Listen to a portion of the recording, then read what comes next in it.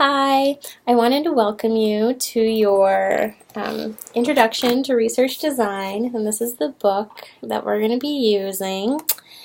And also wanted to welcome you to class, I guess online class, and introduce who I am. My name's Nicole, and I come from Chicago actually, so this is my very first semester at Fox, and I'm really excited to be here. My background is that I was a high school math teacher for 5 years in the public school system, and I really felt like God was calling me to higher ed. And while I worked as a high school math teacher, I did my master's in math at DePaul University in Chicago, and I had the opportunity to be a math professor at a liberal arts college similar to George Fox, Olivet Nazarene University, which is home of the Chicago Bears training camp.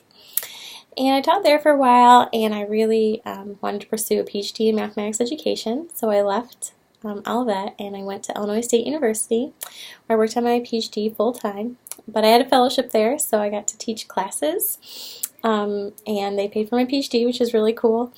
And I just finished that this summer, and so now this is my first position post PhD. And I think that's what makes me most excited about this class is I feel like a teacher researcher. Research is a huge part of my life, and I hope to share that passion with you. And I'm really excited because I get to work with teachers, and all of you are teachers, and I hope to learn a lot about your interests. And I think that that's another part of this class that's really awesome is that your interests get to infiltrate into this class, and you get to make it meaningful to you. And so I think I will talk about like the two main projects for the class. It looks like four class. It looks like looks like four projects, but it's just two.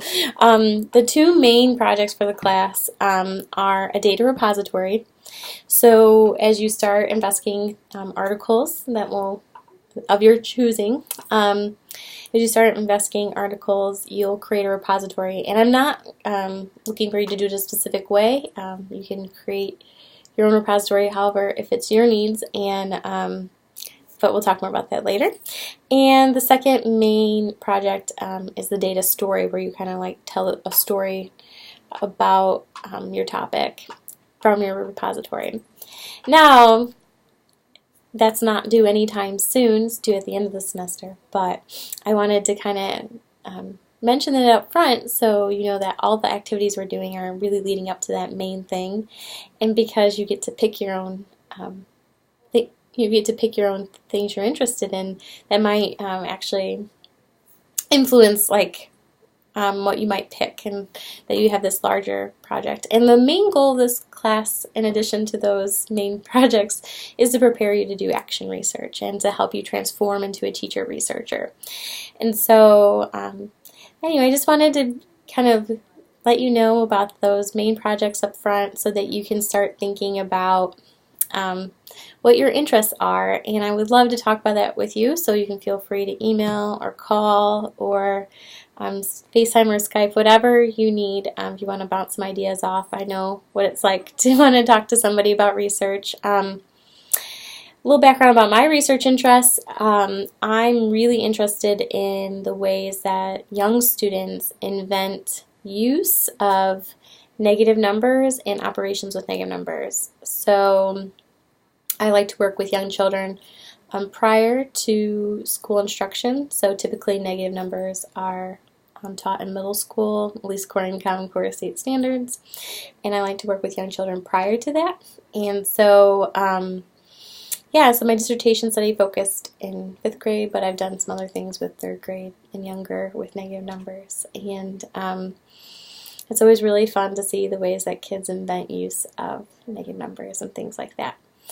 And I myself have created a really intensive database of literature on students thinking about negative numbers and number, and I will be showing it to you in the future, so you can kind of look to mine as an example if you like it. So anyway, I'm just so excited to work with all of you and hear about your teaching and your passions and your journey to being a teacher researcher.